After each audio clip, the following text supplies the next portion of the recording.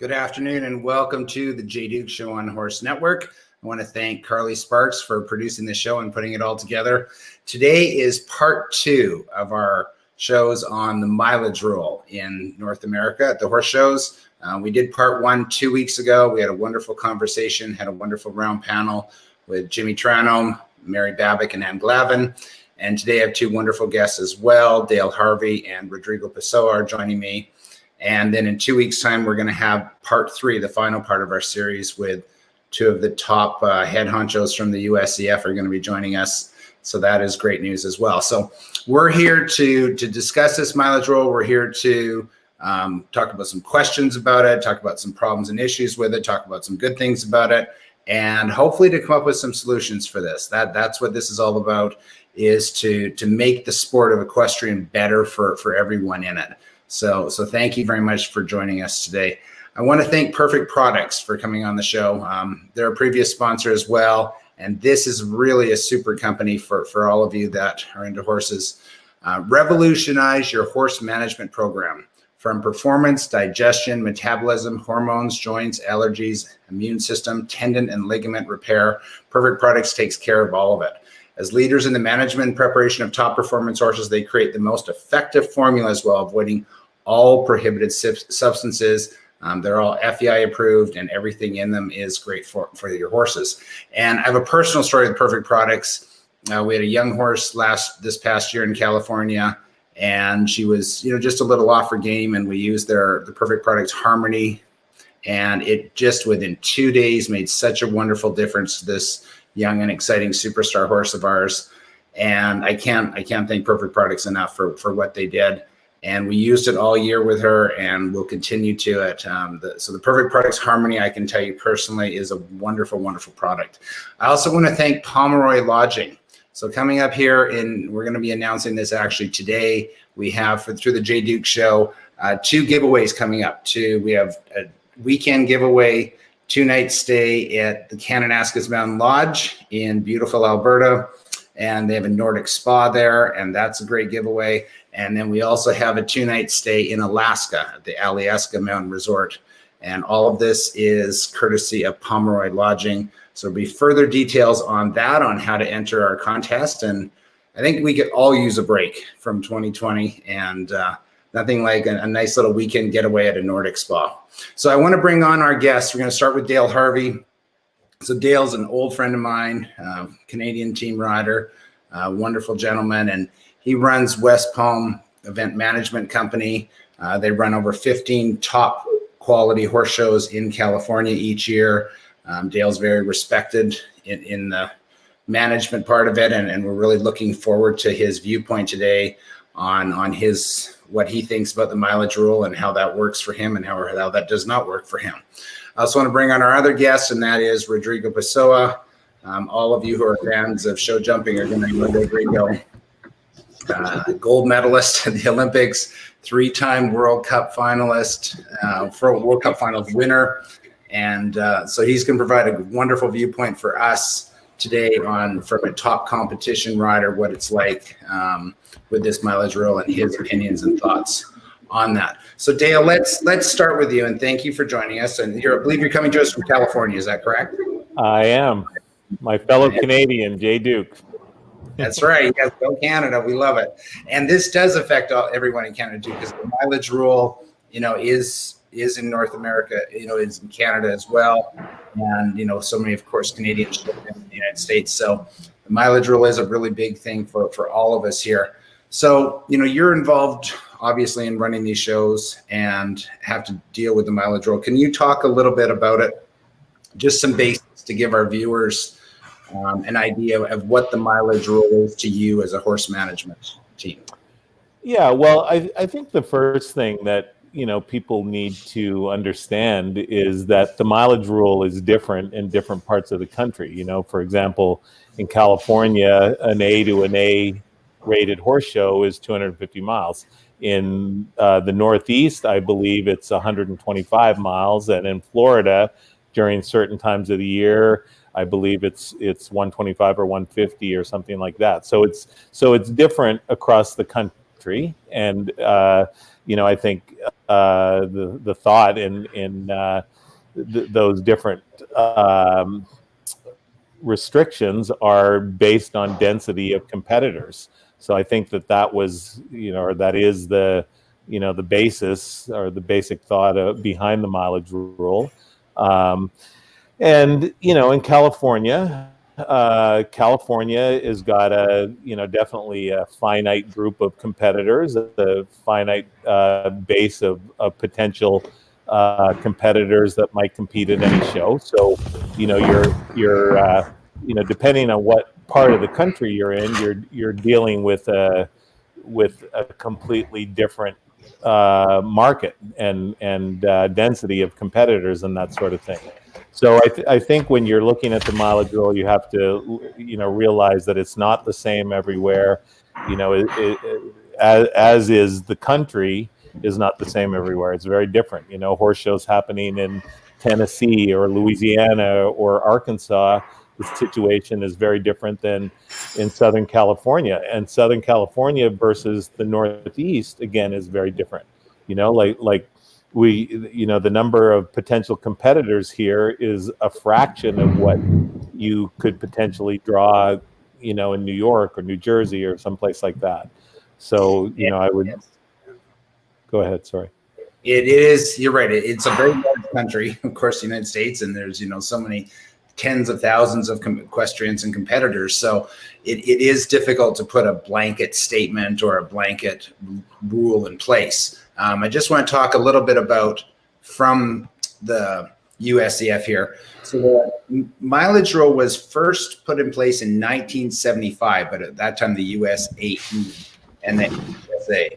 And it's been periodically revised since then and adopted by the USEF. Essentially, the mileage rule requires that 2 or more events, the same competitive level held on the same date, to be held a certain mileage radius from one another.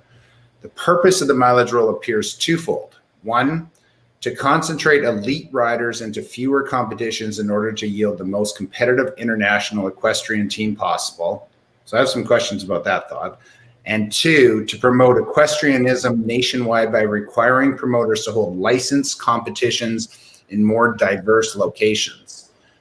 So that is interesting here, what they're saying as far as to concentrate elite riders into fewer competitions. I think what the goal there is to make it so that we don't have 3 top riders in one location and 10 in another and 10 in another type of thing, to get everyone into one place. That maybe is a little bit outdated today, the way the horse shows are set up.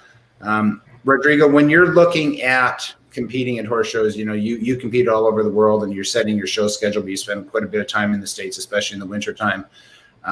What is it that you're looking at as a horse show that's going to draw Rodrigo Bissoa to come and ride at that horse show? Well, now I'm fully based here in the US, and only once in a while go over to Europe and jump to shows. But I'm here full time. So what we are looking for is good facility, good footing, good stabling, a precise management, obviously prize money, because it is it is our job and it is what we do. A little bit of lifestyle also around the show, to be able to have our families, our customers, attract them to better places and places where we can spend a couple of weeks. But above everything, good facilities. That is the most important for us. And so this is what we, or myself, or a lot of my colleagues, this is what we are looking for.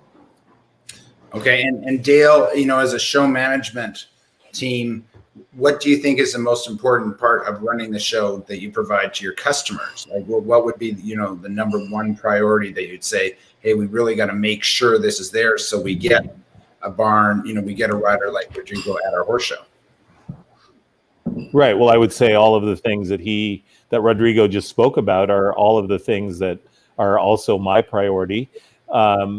I think it's worth mentioning that, when you're an organizer like myself that runs horse shows at different venues, it's very different than running shows at your own venue where you have total control over everything from A to Z. When I go into a place like Del Mar Horse Park or the Del Mar Fairgrounds or Sacramento or anywhere, it is the relationship with the venue is critical in being able to deliver those things some of those things that Rodrigo mentioned, so it's very different than when you're controlling your own place and every aspect of that versus having to rely on somebody else. And in these times, when you're dealing with these facilities, there's not a lot of money lying around to do things that are important to us, So a lot of the times over the last several years, like we've had to come in and essentially, transform the venue into something that it's not, and obviously there's a great expense to that. So it's very different than when you have a facility that you own and that you control versus a company like mine, which essentially goes in and leases or rents a facility. That is very different, and those are two different business models. Yeah. So let's talk. I want to ask questions here on the finances of that. Because people, as competitors, it's always, and we're like, competition is good, monopolies are bad. Competition leads to a better product and all of that sort of thing. But when we're looking at what you're saying there with the costs here, because everyone wants more competitions, but they also want lower prices. So those two things are a little challenging and a quandary right there.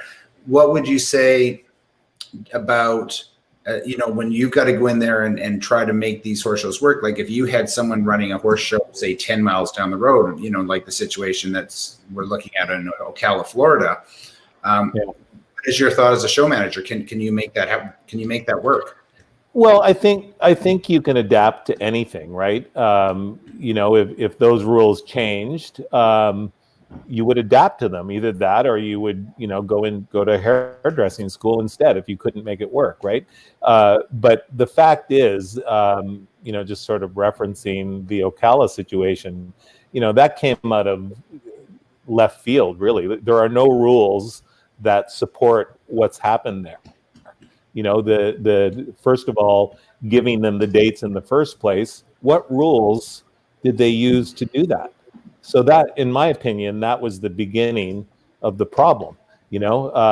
They broke their own rules to make that happen, and then turned around and did what they did. So just to let's get it out here right at the beginning here. I don't support the mileage rule in the form that it's in at the moment. I think it's being administered in a very uneven, unfair, and untransparent way. I don't think that's good for any business or for any sport. I think we have to have confidence in the federation that they're representing not only the riders and the competitors. They also have to represent their organizers and stand behind them and have a environment that we can count on them and that we can count on what's going to happen, and we can open the rule book and read it and say, oh, okay, this is what we have to do. No matter what it is, whether it's getting a horse to the ring or whether it's putting on a horse show, come up with some rules and follow them, and come up with some rules that make sense. But this nonsense of, this all happening in a back room where one person decides who can have a show and who can't, I mean, that's just ridiculous. And that's not fair. And that's not in the best interest of the sport. Having said that, there is something in the rule book that says they can do whatever they want if it's in the best interest of the sport, which to me, that means there are no rules. We can do whatever we want. And that's exactly what's happening. So just one follow-up question there to what you said. Would you like to see the mileage rule amended and in some form, or would you like to just see it go away? I think there needs to be some degree of calendar management, whether you want to call that a mileage rule or not. I think there has to be some administration of it that makes sense.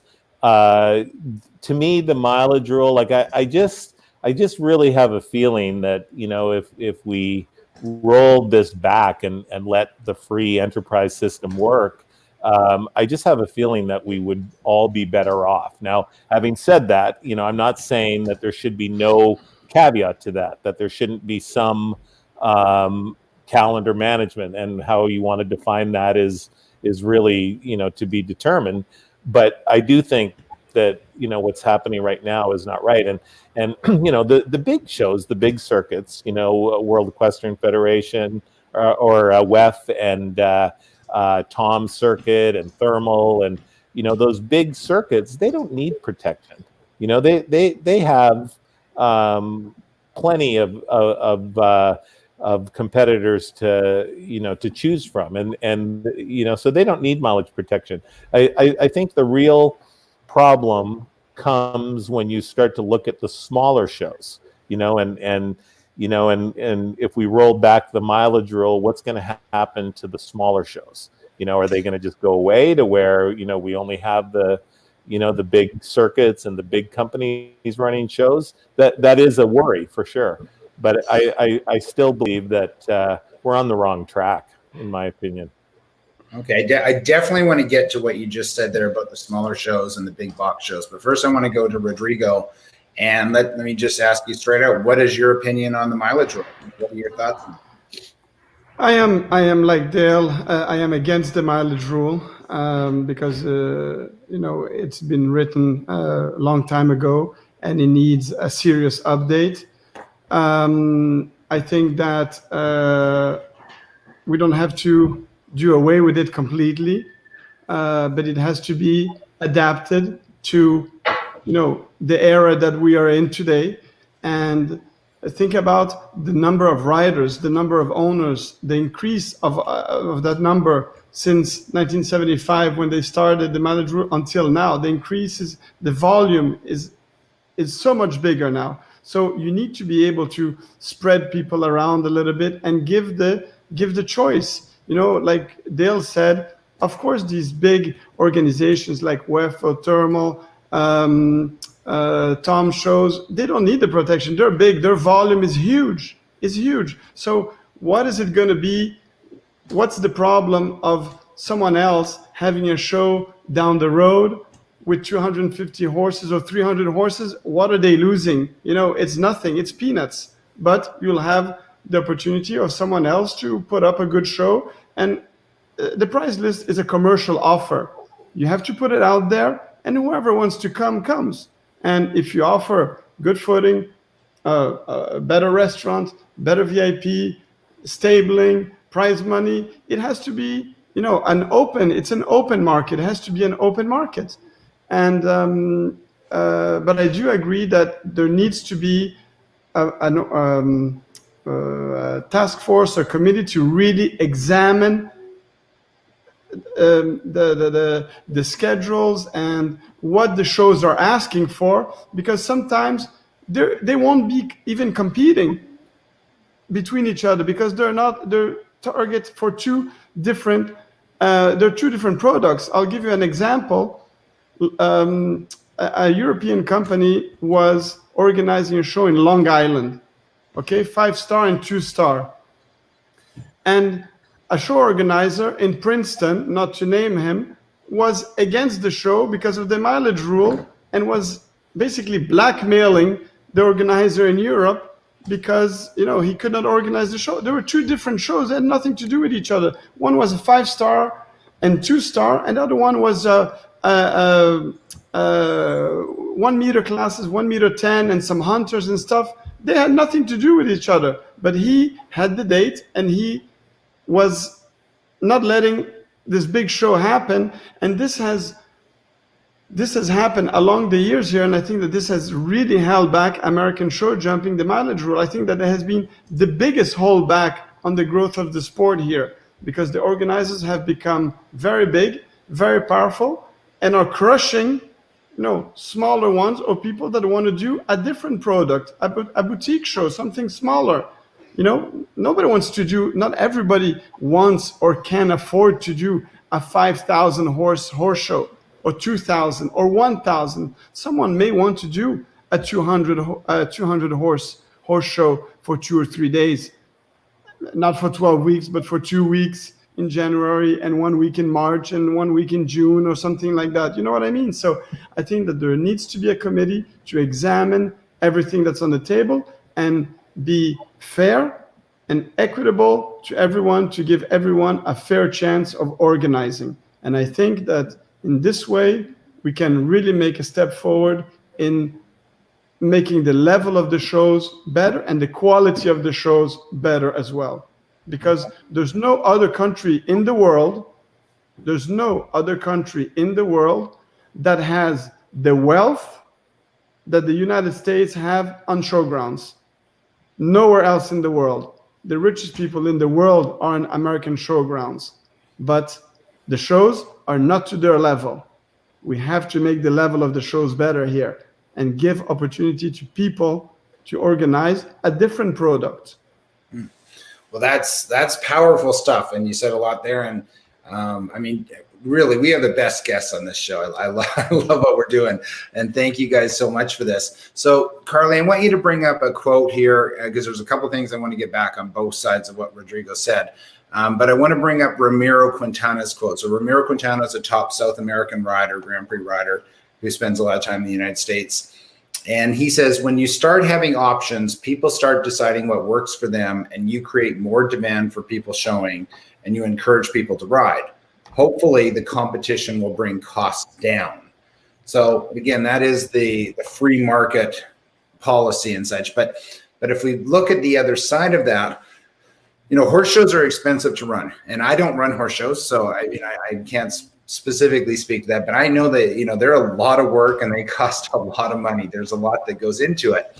And I think that trainers and riders and owners today are pickier than ever, say, about footing. I mean, we used to just put jumps out in a grass field, and, Spruce Meadows started out just as almost like a cow field, and we put up flags around the field and jump around. Today, you have to have fantastic footing and the management of it all, and the VIP centers, and there's so much that goes into doing a show. And what I've been told is that obviously you're not at 100% profit margin with your horses. If you've got a 500 horse show, you're looking at, for 1 week, you're looking at costs of approaching about $1 million. And of those 500 horses, you're hoping 20% of them is your profit margin. So it's not all, the show management are not getting necessarily rich off of this. If you were to have a show that, say, had 1,500 horses, and you were to take 300 horses away and put them at a show next door, well, now that the profit margin on that show with 1,500 horses is gone. And this is, so now how do we go about that as far as balancing it? Go ahead, Rodrigo. But here's what happens. I organized a show in Europe, 5-star, 2-star, 3 days, $5 million budget. 3 days.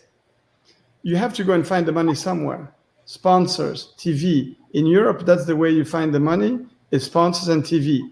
Now here in the US, because of the monopoly of the big organizers, they didn't even bother to go out for sponsors and TV, because the exhibitors pay the bill. And that's why it's expensive, because the exhibitors pay the bill. Now, if they had shows where they really had to go out, put good quality shows with good footing, good infrastructure, because potentially they could lose customers, they would have to go out to TV networks and say, look, in the 70s and 80s, show jumping was on TV here in the United States. Now it's not anymore, because the organizers become so big, let alone forget the TV, the exhibitors are going to pay the bill.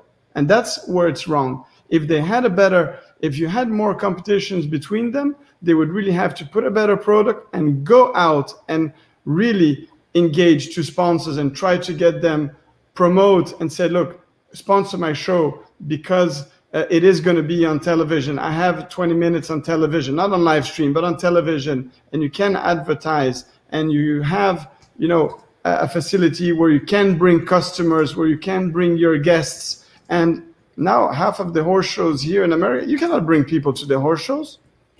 You know, the horse shows are not up to standard to what you have to offer to bring people of big companies and do lunches and create an environment where they can come and enjoy the show and have like business talks and things like that. The shows here are not for that. The shows here are about numbers, make the money.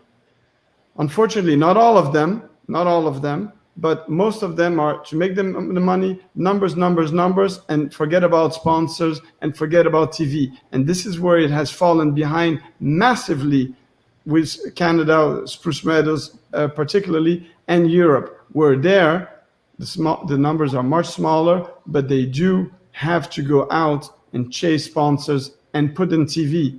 That is why people like Ludger Beer, Nick Skelton are household names because they've been on TV. In the 70s and 80s, show jumping was on TV here.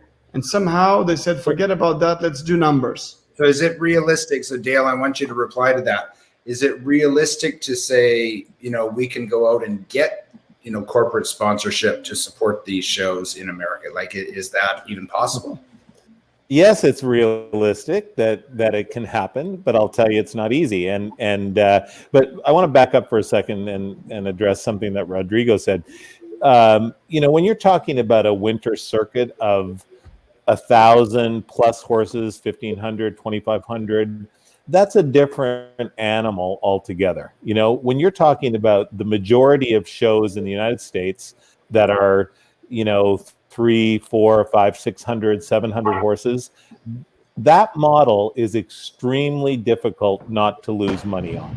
If you offer significant prize money, you've got to manage it, and if you don't, you'll be in the red, no question. And that's even 500, 600, 700 horses. Going back to the issue of sponsorship and all that, I've worked my ass off to bring sponsors to my shows since I started, and actually in the beginning it was a lot easier than it is now. It's not easy. And I agree that a lot of the big circuits and the big shows, they don't need sponsors because the revenue stream is all from the competitors. No question about that. But even having said that, it's not easy in the United States. It's not the same as Europe. It's just not. And we have a very long tradition of equestrian activities in the United States from the very beginning, right? But they're not the same.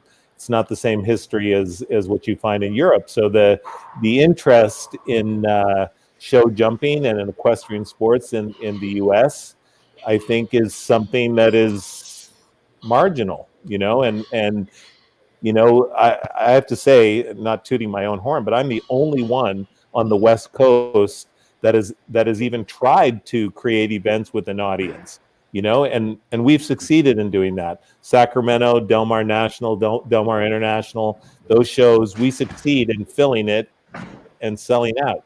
But I'll tell you, that's not easy to do. It takes a Herculean effort to make that happen. So it's not simple, and it's not easy to, just go out and get sponsors and lower the entry fees and that sort of thing. And the last thing I want to say is horse shows, yes, are extremely expensive. Horse sports are expensive. Will they get cheaper if we get rid of the mileage rule? Honestly, I doubt it, because the costs of putting shows on are astronomical.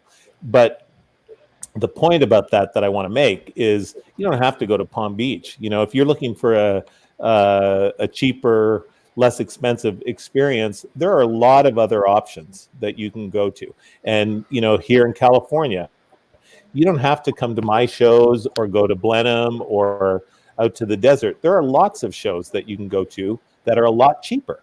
Do they have all of the things that Rodrigo listed as the reasons that he goes to a show? Probably not. But you're not going to pay the same thing. So, the idea that it's expensive, absolutely it is. I'd be happy to share, a budget or P&L from any event so people could understand it a little bit more. But it's an expensive sport. It's the sport of kings. It's not going to be cheap, but there are cheaper options. Yeah, and I think that keeps coming up and creating. I mean, I myself keep looking at it as there needs to be more of a multi-tier system. I just think this model of having the shows. We talked about this 2 weeks ago, and I know Jimmy Toronto wasn't very happy with this idea, but if you could, having the Grand Prix riders and the FEI riders at the same show as the short stirrup riders and the AA hunters and all those people that, make the shows go. I mean, those people are so important for the industry and so important for the horse shows. There's no question about it. But trying to make everybody happy doesn't work. We got to that point, over the last 20 years or so. The sport sort of developed and went in that direction, essentially to accommodate the trainers and to build a model that could work financially. But the trainers, wanted to be able to bring, their entire barn to the show, so that's where that all came from. And I think it's, we've just gotten really off track where we don't, when you look at the sport, you have the sport, which is what Rodrigo does, that's the sport. And then you have all of the stuff that falls below it, that is really not, that's not the sport. That's just recreation and, people's recreation. The top tier of the sport, really needs to have, its own league, and its own licensing process, and whether we as organizers can make that work financially, that's the big question. I just did an event a couple weeks ago that is sort of on that model, getting rid of all that stuff. And we had 2 rings, essentially jumpers only. We had 1 hunter derby to go with it, but, tried a different model. It wasn't cheap, that's for sure. It was expensive to go there, but we had significant prize money. And it was just a very different model than what we're used to, And so I'm, trying to think out of the box and figure out how to address that top level and take it away from all of the rest of the stuff. Because, I agree, short stirrup and, World Cup elite FEI riders at the same event seems a little funny. So Rodrigo, I want to get to you on that. What do you think about that? So let's say right now, just, picture this in the Pessoa show stable. You've got, 2 5-star horses. You've got 2 5-year-olds that are developing. You've got a couple, maybe a couple of little kids. Maybe you've got your own son or daughter riding in the show, and they can't all go to the same place. They can't all go to the same horse show. So how do you, and this is what professionals all the time are facing here in North America, how do you decide, well, this horse is more important or that horse is more important, or do you just go to a show that offers all of those things? No, I understand. It depends of the size of the business. It depends of the size of the business, obviously. But at some point, you will not be able to please everyone. You are going to have to compromise. So if 1 week there's a show that is offering a great prize money in a great location, and I want to take my 2 5-star horses there and focus on that, I should be able to do that. And my students, my kids, the rest, if they don't have classes for them there, then they have to go somewhere else. You have to be able to split your business, and this is difficult. The professionals are going to hate this, but you cannot have everything. I want everything here. I want the prize money. I want my students. I want my kid to ride. I want my wife to ride. It just is. It's not possible in but Europe. That's what it is, Rodrigo. I mean, that's what it is. It's very complicated. Yeah, and I totally agree with what you're saying. You can't please everybody, but you'd be surprised at how demanding and people are on that line of thinking, where they, oh well, you don't have this medal, or you don't have this, or you don't have that, And but I think we've got to get away from that. I totally agree with you. Where your kids go to another show. Already to start with is that there's way too many divisions here in the United States, way too many divisions. You have to cut the divisions by at least half, because some of them is one whole difference. if you cannot jump a hole more or a hole less on the standards, then it's lost. Way too many divisions to have, again, to please everyone, and you never please everybody. You have to be able to simplify a little bit, and from time to time you're going to have to split within your business. I'm going to take a student a little bit more advanced and take it to do this 5-star and 2-star, and the other students that has the equitation or whatever, we go to another show with a trainer, with your assistant trainer. Everybody has assistant trainers here, like the businesses are big. Split. I'll go to Ocala and show for 2 days while my assistant trainer is here in WEF doing medals and equitation, and my daughter is riding and my wife is riding as well. So that is the way to get some shows to a better level, to try to improve. And I wanted to say something before, and I forgot about something that Dale said. About the numbers.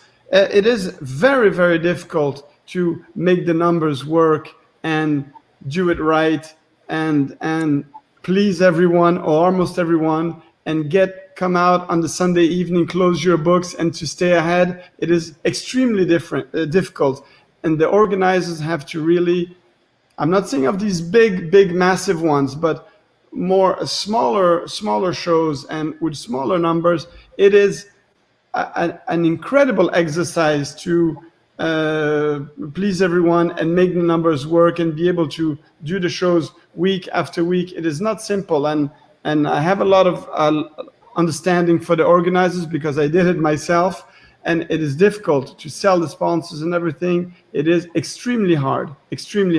But I think that the costs, if we can regulate the costs a little bit, would be a good thing. But it will never be cheap, because this is not a cheap sport. It's not a cheap sport. This is the way it's going, and the tendency of it is going always up. But we have to try to regulate the costs a little bit. And the bread and butter of the federation is all those small divisions.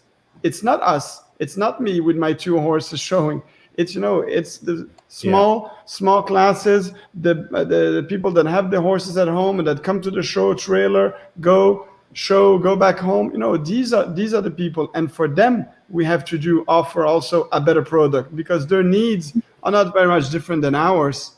They want also good footing. They also want a nice environment. They also want nice stores at the show. They also want better bathrooms, better lunch place, Wi-Fi, and things like that. Their needs are the same for us. We have to be able to treat everybody well and receive them well at the horse shows. But all of that costs money.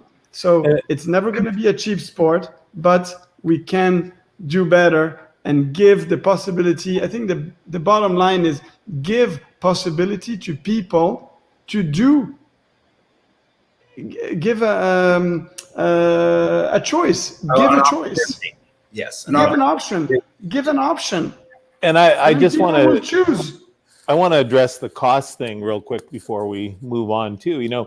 I think just like what Rodrigo just said, it's never going to be cheap. It's the sport of kings. Horses have always traditionally been a very expensive sport. So it's incumbent on all of us as organizers, as trainers, all the people that are the stakeholders in the industry, is to provide opportunities for people that can't afford it. Whether that's a trainer like Rodrigo bringing in a working student or two and giving them that opportunity that they wouldn't have without someone like him, or the horse shows having programs that allow people to that don't have the means that typically find their way to a horse show to still be able to participate. So we all have to take responsibility of that. I find it kind of interesting that that's all you hear about. Oh, it's so expensive. It's so expensive. Yes, it is. But we can all do our part to make it accessible to people that might not be able to afford it. That goes for the federation too, by the way.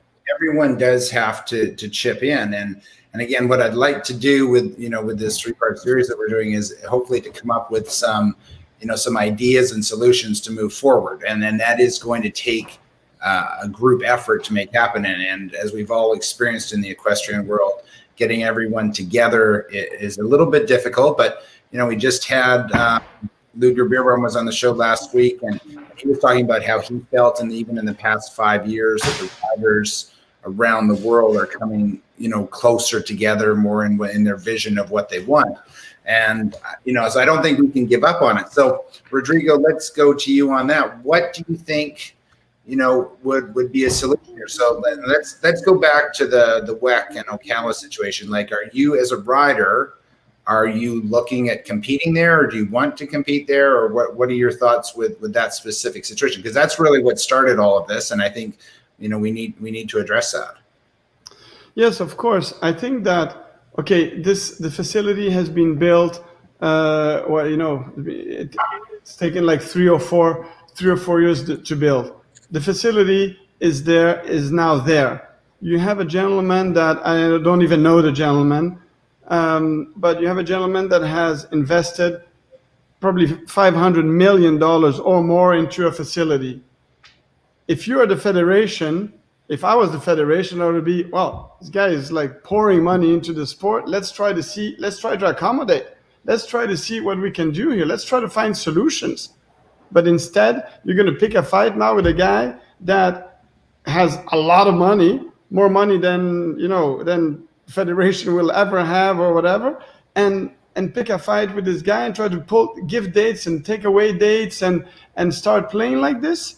This is really, it's crazy. It's suicidal. Because let me interrupt you. Let me add this here, and then I'm going to come right back to you, because this is for you, for the point here. So I'm just going to read this here this is from USEF. The licensing authority, licensing decisions, and calendar management rest solely with the federation. The federation seeks to provide a competition environment that is in the best interest of the sport of equestrian, provides sufficient opportunity for the development of equine and human athletes, and provides for viable competitions to meet the needs of the sports at all levels in the geographic area. So a couple times here, and here they say to promote equestrianism, like I said earlier, to promote equestrianism nationwide by requiring promoters to hold licensed competitions in more diverse locations. And there's one other point here as well. I saw. I'm just sorry. I'm just looking for it. But they're talking about wanting to provide better competition and such, and yet here they're not doing that, and based on a legality or a technicality. Then write some rules. Write some rules. Exactly. To allow that to happen. Write some rules, some clear rules, have a committee in place of people that understand what they're supposed to decide. That's also very important, because most of these committees, they decide on stuff and they don't know. Yeah. That's the problem. Yeah. Have a committee that understands and that knows what they're supposed to decide. Have athletes, have organizers, have business, have a committee that is going to decide and say, here, we have a location here. Let's see some shows. Let's see some shows run. They want to provide opportunity, but then they shut the guy down. Yeah, but I think what's really important is rules and a system where you're not blindsided. Where 2 months before your show, you get a letter from the federation saying, "Oh, guess what? We're putting another show 30 miles down the road on top of your show." Like, that's not right. Like I said earlier, like, we can adapt, but we have to know what the rules are. And to be, literally 2 months before a show, to have a show, slapped on top of you, that doesn't work. Like, if we know that 2 years in advance, we can change the model or adapt or whatever, or give up, would be our choice. But you got to know what's coming. And I don't know if they have been talking all along, WEC and USEF, but I mean, he didn't build the place overnight. He has been building the place for 4 years. So why have they not been talking, finding solutions? And now 2 months before, here's the date. No, you don't have a date. you know, and so that is totally wrong. And how do you want people to invest in showground facilities if you said, oh, you can do your show today, but next month or in 6 months or in 1 year, I don't know if you're going to be able to do it. Then the people are not going to put money into facility. Why should I put a brand new footing if I don't know if I'm going to be able to hold a show in a month's time or in 2 months' time because someone else is going to decide, no, you cannot do it. And to answer your question, will I be going there? Yes, I will. I would like to go there. I would like to support this gentleman because he's pouring money into my sport. But I have to be able to continue to do my living. If I get suspended or something like that because I'm competing there, well, I cannot do only his shows. But I have to be able to. I would like to support him. I'd like to support as many organizers as I can. But I can't not only do there and then come back and not be able to show. But that I think that the FEI doesn't have jurisdiction over us jumping, snaffle and bid or whatever it's called, or USEF. Or I don't think that that's going to be I don't think that that's going to be the problem.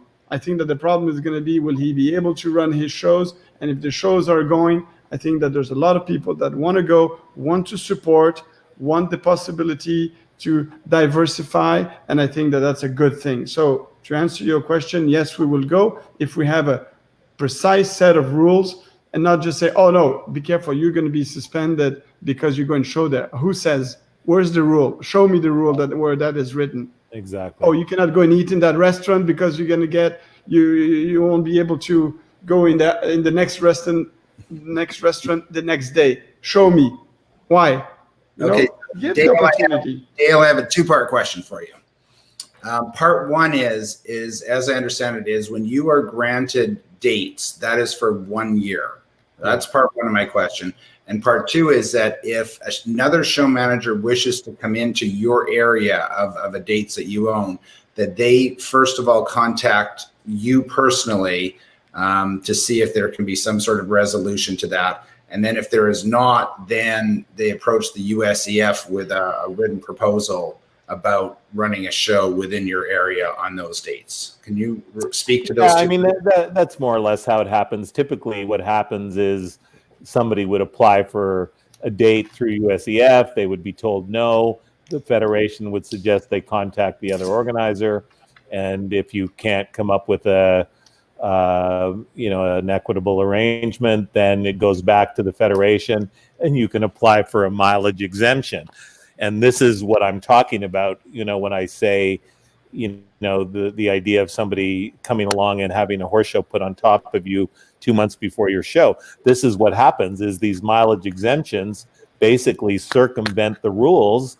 And all of a sudden you could look up and have a horse show on top of you within weeks of the event. That happened to me 4 times this year in the COVID environment, where, in my view, and what I was told, before the show started, was that the federation had our back, that they were, right behind us and were going to, help us through this COVID situation. And when in reality, what they did was they took it, and are going to do it again this coming year. They took that as an excuse to throw out the rule book and do whatever the hell they wanted. And that's what's happening. And so these mileage exemptions, I don't know that any that have not been approved. Except in the case of the Ocala with WEC and with HITS. Well, they did approve and then they several weeks, and then they rescinded because they were punishing them for having unrated horse shows. And I don't get that. I don't get how you can apply for a date, and then do something on a different date that they don't like, and you lose that date. What about Mr. Roberts' dates in Ohio? Should those be taken away too, because they decided to put an unrated show at their beautiful new facility? Of course not. But I mean, the rules. We need rules, and we need to know what they are, and we need to follow them. And the organizers, just like the competitors, need to know what's up. It's like Rodrigo going to the ring to show his horse in the Grand Prix at WEF, and getting up to the gate and them saying, "Oh, you can't use a Pelham in this class at the gate." Like how could you operate like that, where every time you went to the ring, you had no idea what they were going to spring on you. Oh no, you can't. You can jump this today, but tomorrow you can't jump this in the warm-up ring. Those are the kind of things that I'm speaking about as an organizer, that as a trainer or rider, like you couldn't manage your program like that. So Rodrigo, go ahead. Everything, it says it all. 1975, it was written. Back then, it seemed like a great idea, but now times have changed. There's thousands and thousands and hundreds of thousands, maybe millions of riders, more members, more horses, more breeding, everything. The numbers have exploded, have gone through the roof of equestrian sport. So what seemed a good idea back then is not up to date anymore. And like Dale said many times, I think that clear rules and a strong and equitable leadership from the USEF is really necessary. And now we're about to change leadership. And I hope that, this is a very, very big topic, as there are other topics on the table, but this is a big topic of discussion. And maybe the change of leadership now, will provide discussions with the stakeholders, not people that have been in the committee since 1975 that have written this rule. We need new people, fresh people, people that are running businesses with 20, 30, 40, 50, 80 horses, that buy horses for multiple millions to be, or organize event with thousands of horses, and are accustomed to bringing in the money, bringing in the goods, putting up events. These are the people that have to write the rules. And then the federation, it's their job to enforce the rules. But the people that have to write the rules are not this group of 1975 is probably still there, but they need to be renewed. They need to be renewed with fresh people. There's a lot of good people out there to do committees. You just need to go out, put them in place, give them a task, and the job will be done. This is not a difficult problem to solve, but it needs like new eyes, fresh eyes, and people that, want to ruffle the feathers a little bit, because this is all it's stagnated for way too long. And we have to really look at the unintended consequences of anything that we do too, and be really mindful of, rolling back the mileage rule or modifying it or whatever, but really being mindful of the unintended consequences and recognizing that the areas of the country are dramatically different, and making sure that whatever, we turn the mileage rule into, or whether we get rid of it altogether, that we're not essentially stamping out a certain sector of the sport. I think we need to, and this was brought up earlier, and so just to kind of finish up and tie it together, what I'm hearing from you guys is we do need to protect, the small business. And I know that's a big deal in 2020. The small restaurant owner and the small, and so that goes to the small horse show management as well. If we took an example of, say, Hampton Classic or Devon or Dale with, your Sacramento show, which is so popular, those shows we'd be okay with some sort of protection to help promote them. But when it comes to, the big box shows, then more of an open, because they've kind of come in and just kind of crushed the smaller competition, then we're opposed to having the mileage rule for them. I'm not sure that, mileage protection for weeks on end is really fair. I don't know that you should have 6 weeks or 8 weeks or 10 weeks or whatever it is, consecutive weeks where you essentially block the calendar from any other person being able to have a show. And the way things are now, and unless you are lucky enough to get a mileage exemption, if you have a horse show, even a B show in California, if you want an A show against a B show, guess what the mileage is for that? 200 miles. you know? So, I mean, I really think I don't really agree with Rodrigo in the sense that it's a simple matter. I think it is somewhat complicated, Yeah. but not so much that we should just think that we can't solve it. Yeah, it's not as hard as they're making it to be. That's what I meant. Yeah. I know it's not simple. It's not simple, but it's not as hard as it is now. And so that's what I meant. I know it's not simple. Nothing is simple, but like especially in this COVID moment here, the big stores, whether they're crushing. They're doing well because they're so big, they're so powerful.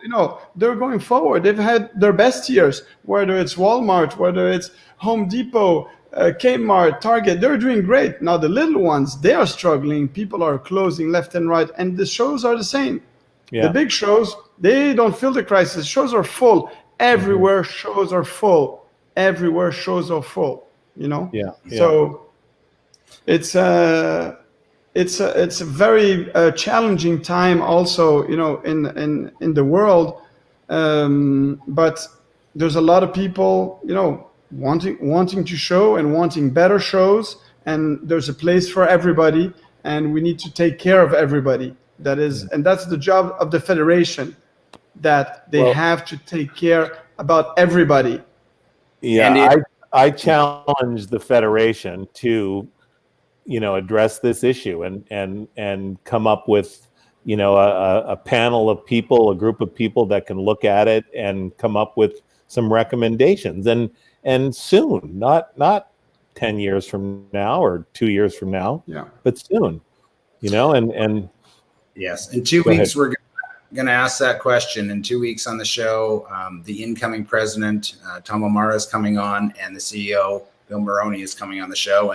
And I've been in previous shows, I've kind of said, hey, I'm kind of complained a little bit they wouldn't come on, and they have graciously agreed to come on. And I'm very, very pleased about that. And so we're going to be taking, a lot of what we talked about today and asking them these questions. We're going to be taking questions from the audience to ask the USEF and say, here's our concerns, and, let's come up with solutions. That's really the key to all of this. It's not a matter of, we're not here to kind of complain about it. We're here to make things better. And it's really great to have, Dale Harvey come on the show. You have so much experience. You put out such a great product. To have Olympic gold medalist Rodrigo Pessoa, who knows horse shows inside and out, and such a great voice and respected voice in the sport, to come on the show. And I really respect you guys and thank you so much for putting this time into it. And again, we're all looking for solutions and hope here. And I hope this was informative for everybody. And I hope that, our final part 3 in 2 weeks' time on December 21st is going to be informative when we speak with USEF about this. I want to talk about next week's show as well. And we actually have 2 show managers coming on next week, but we're not talking about the mileage rule. We're talking about the Major League of Show Jumping. Matt Morrissey and Kean White are coming on the show. And this is a great new competition that's taking place next year, starting in North America. There's 10 5-star events taking place, and we've got teams forming and team ownership, and there's all sorts here to learn about. So this is almost like show management month we have here. But I'm really excited to have Mr. Morrissey and Mr. White coming on to the show. I want to thank Perfect Products for putting this all together. And again, as I mentioned earlier, with Perfect Products, it's a top company. They've been around a long time. You can check them out online, order their stuff. You'll get them at the horse shows, all their products, and so much there to help with the health of your horses, which is, of course, the number one priority for everyone. When it comes right down to it, this is all about the horses. So let's do what's best for them and always look after them. And so check out Perfect Products. It's all FEI approved, all safe for your horses, and all very, very helpful. As I said earlier, personally, I myself had wonderful results with them. I want to thank Horse Network, Carly Sparks, for making it all happen. As always, these roundtable shows are a lot of work to put together, and I think they're really helpful and educational, and I appreciate that. And so till next week, respect the horse, ride safely, and have a good one. Take care, everybody. Thank you, Jay. Merry Christmas. Thank you very much. Merry Christmas. Thank you.